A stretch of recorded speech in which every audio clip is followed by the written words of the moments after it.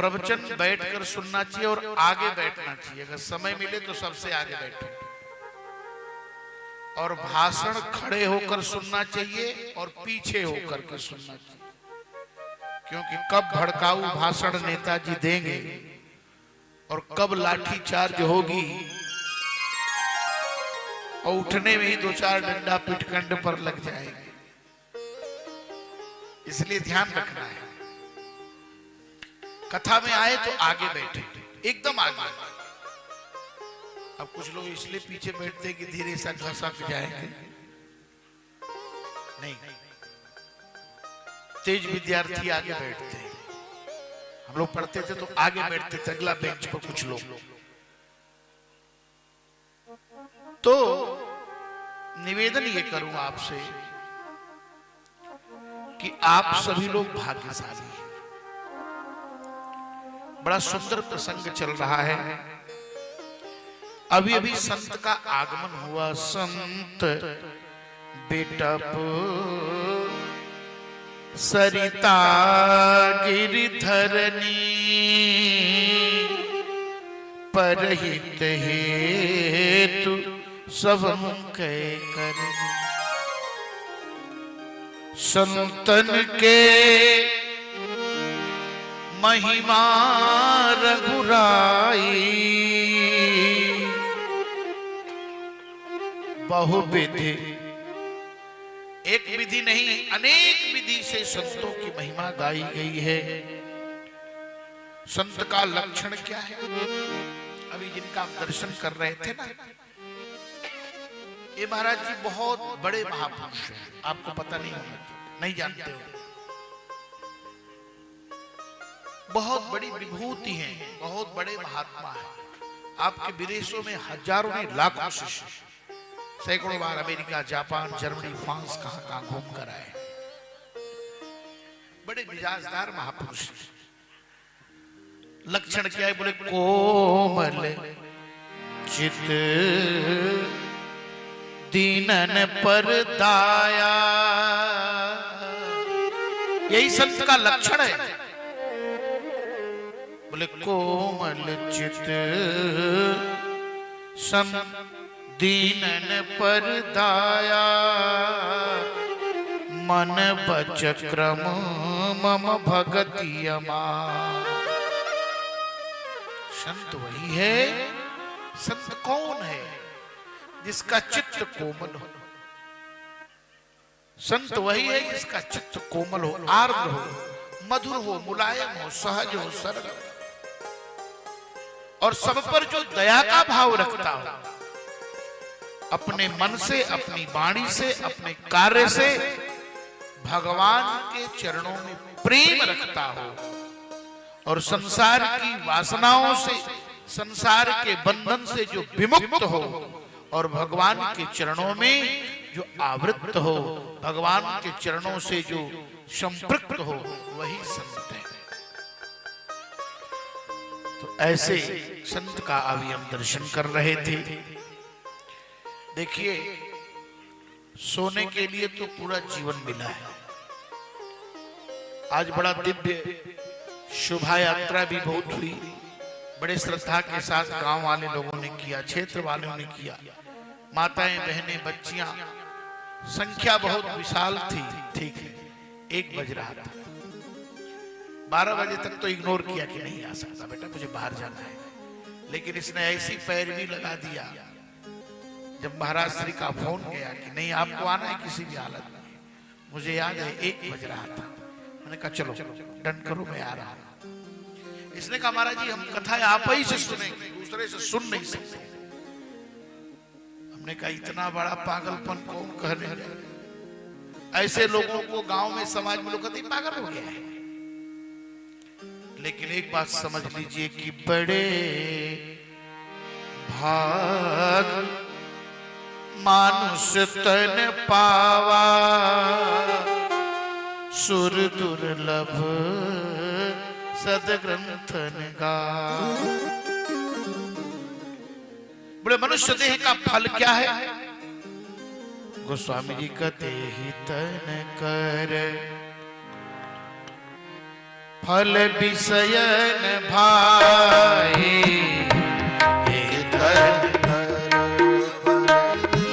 विषयन भाई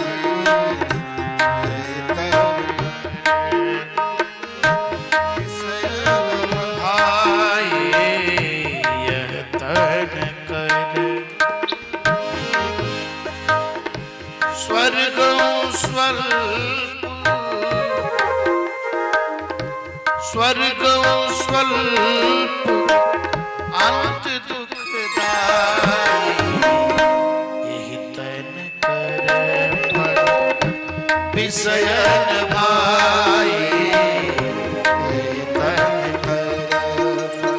मनुष्य का फल विषय वासना नहीं है, क्योंकि जितना आनंद आपको रसगुल्ला में आता है ऊंट को उतना ही बबूल के पत्ते में आता है, सुअर को भी उतना ही आनंद आता है।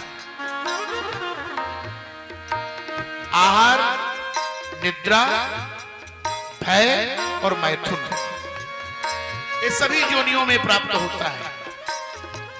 गधा भी खाता है, हम भी खाते हैं, पशु खाते हैं, पशु भी हम भी खाते हैं, पशु भी सोते हैं, हम भी सोते हैं, बच्चा वो भी पैदा करते हैं, बच्चा मनुष्य भी पैदा करता है। लेकिन एक चीज उनके पास नहीं है, बोले क्या? का उनके पास भगवान की कथा नहीं है, सत्संग नहीं है। श्रीमद् भागवत महापुराण में भगवान कपिल देव अपनी माता से कहते हैं, आगे आप सुनेंगे। जब भगवान कपिल के पिता करदम जी महाराज चले गए तो माता जी रोने लगे। स्त्री के जीवन का सबसे बड़ा कष्ट है पति का वियोग हो जाना। माता जानकी कहती हैं, हे राघवेंद्र हम आपके साथ चलेंगे। जिय बिनु नदी बिनु बारी जिय बिनु देह नदी बिनु बारी वैसे नाथ पुरुष बिनु नारी जिय बिनु देह नदी बिनु बारी जिय बिनु।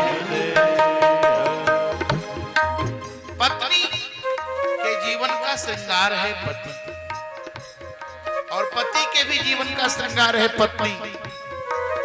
हमारे यहाँ शास्त्रों में वर्णन है, बिना पत्नी कथम धर्म आश्रमाणाम प्रवर्तते, बिना पत्नी के यज्ञ हो नहीं सकता।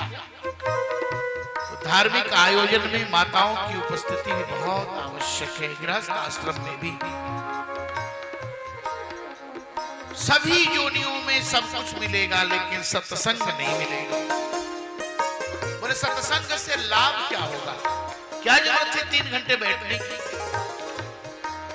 भगवान कपिल देव अपनी मां से कहते हैं, सताम प्रसन्न मम वीर्य संविदो भवन्ति घृत कर्ण रसायना कथा तज्जोषणा दास्वप वर्ग वर्तमने श्रद्धारत भक्ति अनुक्रमिष्यति। हे मां, संतों के समागम से, ध्यान से सुनेंगे, संत महापुरुष के समागम से जब संत महात्मा आए तो उनका कार्य क्या है? भगवान की कथा कहना। शताम प्रसन्नान मम वीर्य संविदो, भगवान के ऐश्वर्य की, पराक्रम की कथा सुनाइए। दुनिया के नकली कथा से क्या लाभ है? माता जी ने कहा कथा सुनने से लाभ क्या होगा? का भवन्ति हृदय कर्ण रसायना कथा, भगवान की रसमयी कथा कान को और हृदय को आनंदित करती है। बोले बोले कथा से मिलेगा क्या? तज्जोषणा दास्वपवर्ग वर्तमनि, कथा के सेवन से जीवन के अपवर्ग नष्ट हो जाएंगे, पाप पुण्य फल बंधन भोग और मोक्ष, इसकी तरफ व्यक्ति का मन जाएगा ही नहीं। लेकिन कथा तो सुननी पड़ेगी। बोले कथा सुनेंगे तो लक्षण क्या होगा? हम कैसे जानेंगे कि भगवान के नजदीक जा रहे हैं? सिम्टम क्या है उसका? तो कहा श्रद्धा रति भक्ति अनुक्रमिष्यति। पहले श्रद्धा आएगी, पहले श्रद्धा आएगी। श्रद्धा बिनु धर्म नहीं होई, श्रद्धा बिनु धर्म नहीं होई, श्रद्धा बिनु। श्रद्धा आएगी, और जब श्रद्धा आएगी तो रति आएगी। रति माने प्रेम, लगाव, अट्रैक्शन। हम भगवान से जुड़ेंगे और तब भक्ति आएगी, जो भगवान की पत्नी है। और जब भक्ति आएगी, भक्ति स्वतंत्र सकल सुख खानी, भक्ति स्वतंत्र सकल सुख खानी, बिनु सत्संगन पावै प्राणी। कंडीशन लगा दिया, ध्यान से, बहुत सुंदर, क्या बात है, बहुत अच्छा। भक्ति वही प्राप्त करेगा जो सत्संग करेगा। सत्संग के लिए न उम्र का बंधन है, न जाति का बंधन है, न लिंग का बंधन है, न योग्यता का कोई बंधन है। सब सत्संग कर सकता है, चाहे वो किसी जाति वर्ण धर्म संप्रदाय का हो। इतनी छूट किसी के द्वारा कहीं नहीं प्राप्त है। यह केवल सनातन धर्म को ही ऐसा औदार्य प्राप्त है, और सनातन धर्म ही ऐसा कहता है। और जब भक्ति आएगी तो भक्ति के पति का नाम है भगवान। जो पत्नी आएगी तो पति पीछे से आ जाएगी। जहां भक्ति आएगी भगवान पीछे आ गए। इसलिए भैया धन्य धन्य घरी सोई जब सत्संगा, जब सत्संगा, धन्य घरी सोई जब सत्संगा, धन्य जन्म द्विज भक्ति अभंगा,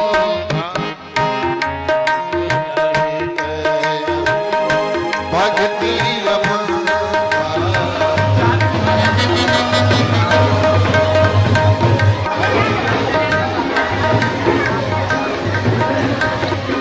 एक बात निवेदन करके प्रवेश सो कुल धन्य उमा सुनो। भगवान शंकर बहुत अच्छी बात कहते हैं। सो कुल धन्य उमा सुनो, जगत पूज्य सुपुनी श्री रघुवीर परायण,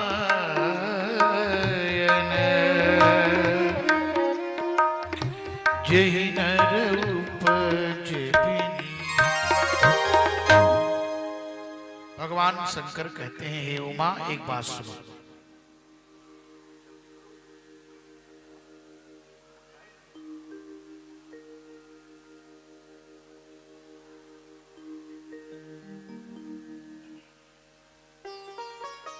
शिव जी बड़ी अच्छी बात कहते हैं। शिव जी कहते हैं कि वह कुल धन्य है जहां भगवान की कथा हो रही है। वह गांव धन्य है, वह भूमि धन्य है, वह स्थान धन्य है जहां ऐसा आयोजन हो रहा है। ये ठाकुर जी की बहुत बड़ी कृपा है। अगहन के महीने में और भगवान की कथा, क्या सौभाग्य है। भगवत गीता में भगवान कहते हैं मासानाम मार्गशीर्षो हम। 12 महीनों में भगवान कहते हैं अगहन मही हूं। अगहन महीना बड़ा ही पवित्र महीना है। इसी मास में गोपियों ने भगवान कृष्ण को प्राप्त करने के लिए कात्यायनी देवी की उपासना किया था। इसी अगहन मास में भगवान श्री राम का विवाह हुआ था। जब ते राम ब्याह घर आए, नितनव मंगल मोद बधाए। ये वही मिथिला की भूमि है जहां ब्रह्म राम भगवान श्री श्याम, भगवान श्री राघवेंद्र दुल्हा बनकर के यहां आए और उनका विवाह जनकराज किशोरी से। अगहन के महीने में अगर कोई भी कार्य किया जाता है, धार्मिक आयोजन, तो अक्षय हो जाता है, वो नष्ट होता ही नहीं। मार्गशीर्ष में अगहन में किया हुआ कार्य अक्षय होता है। भगवान कृष्ण की पूजा, लक्ष्मी की पूजा, विष्णु की पूजा इस महीने में अवश्य करना चाहिए। इस महीने में भगवान कृष्ण की उपासना करने से भगवत कृपा प्राप्त होती है। इतना पवित्र माह है अगहन। और इस अगहन मास में आपने भागवत की कथा का आयोजन किया और सतचंडी महायज्ञ। सतचंडी यज्ञ का मतलब समझते हैं आप लोग? अच्छा, कौन कौन नहीं समझते जरा हाथ उठाइए। जो नहीं समझते बिना शर्म किए, इतने लोग नहीं समझने वाले। सतचंडी का मतलब होता है, सत माने 100 और चंडी भगवती का एक नाम है। ठीक है। मार्कंडेय पुराण में जो 13 अध्याय है, जिसको हम दुर्गा सप्तशती कहते हैं। सप्तशती नाम क्यों पड़ा? क्योंकि उसमें 700 श्लोक हैं। प्रथम चरित्र, मध्यम चरित्र और उत्तर चरित्र। प्रथम चरित्र की अधिष्ठात्री महाकाली है, मध्यम चरित्र की अधिष्ठात्री महालक्ष्मी है और उत्तर चरित्र की अधिष्ठात्री महासरस्वती है। प्रथम चरित्र के अधिष्ठाता भगवान ब्रह्मा है, मध्यम चरित्र के अधिष्ठाता भगवान नारायण है और उत्तर चरित्र के अधिष्ठाता भगवान शिव।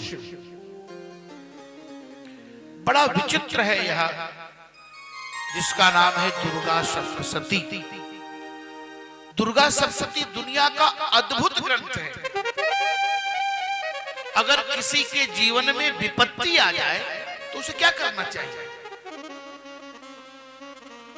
जीवन में अगर कोई कष्ट आए तो किस देवता की उपासना करें? तो भागवत में लिखा है दुर्गा देवी की उपासना करना चाहिए।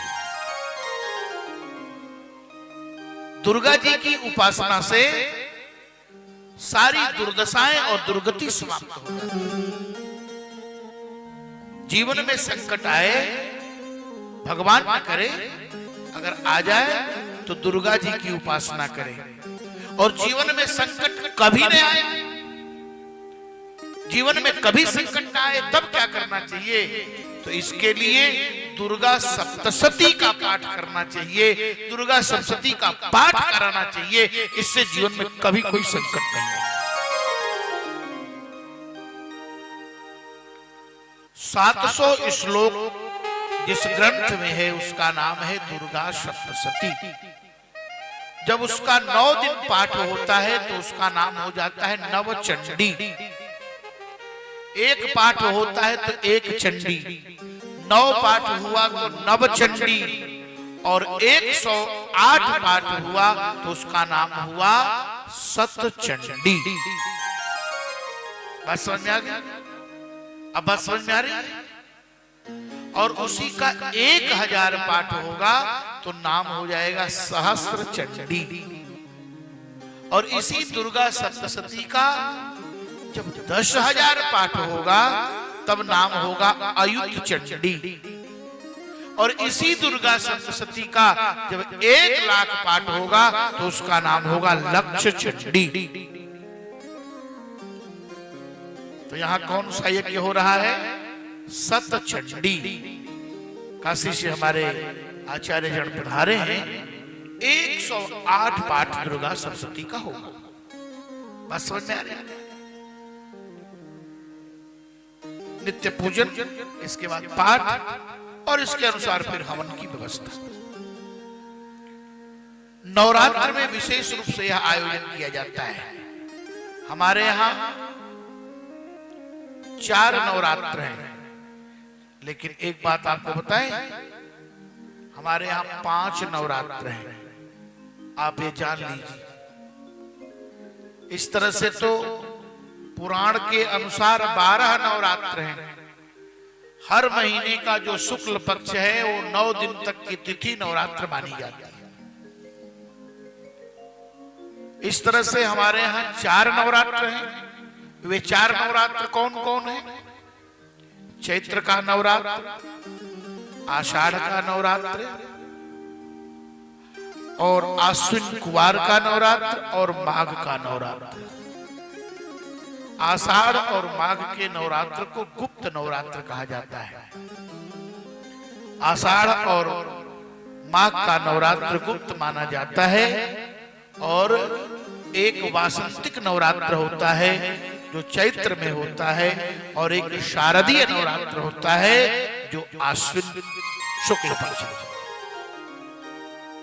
परंतु 5 नवरात्र में बोले एक नवरात्र कार्तिक का जो शुक्ल पक्ष है, यह भी एक नवरात्र है। बड़ा ही अद्भुत है। और माता की उपासना, जो जीवन में मां की उपासना किया, उसे जीवन में किसी वस्तु की कोई कमी नहीं रही, क्योंकि मां से दयालु कोई दुनिया में हो ही नहीं सकता। और यह दुर्गा सप्तशती तो प्रत्यक्ष फल देने वाला। दुर्गा सप्तशती में बहुत सारे मंत्रों का प्रयोग है। ऐसे ऐसे मंत्रों का प्रयोग है कि यदि रोग बाधा हो, कोई लंबे समय से बीमार हो, कोई बहुत ज्यादा परेशान है, शारीरिक कष्ट है, तो ऐसे लोगों के लिए रोगान शेषान नपहन तुष्टा रुष्टात् कामान सकलान अभिष्टान, यह एक मंत्र है दुर्गा सप्तशती में। और इस मंत्र से यदि ब्राह्मण द्वारा 9 संपुट पाठ कराएं या 36 संपुट पाठ कराएं चतुर्गुणित, तो उस व्यक्ति को रोग से मुक्ति मिल जाती है। भूत प्रेत की बाधा हो तो उसके लिए अलग है, अलग अलग सतचंडी, अलग अलग चंडी का प्रयोग है। तो दिन में आप यज्ञ कर रहे हैं और शाम को भगवान की कथा।